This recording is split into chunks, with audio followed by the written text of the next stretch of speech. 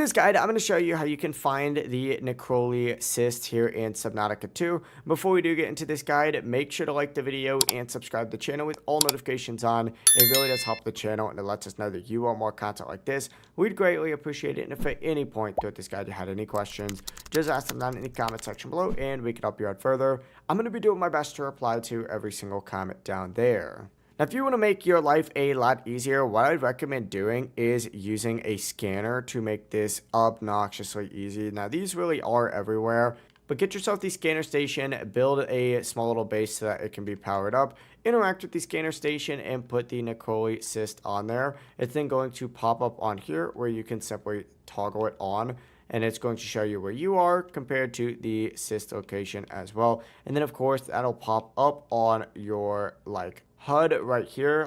It looks like we got some right over here northwest from where I'm currently staying at.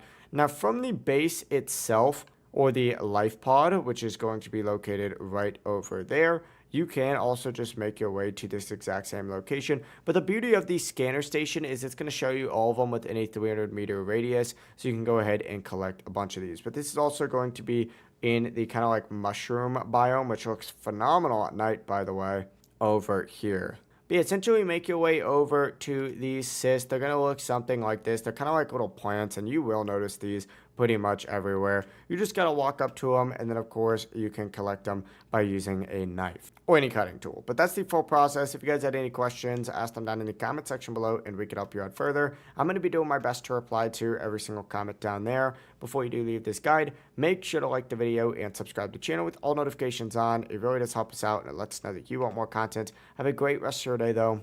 Peace.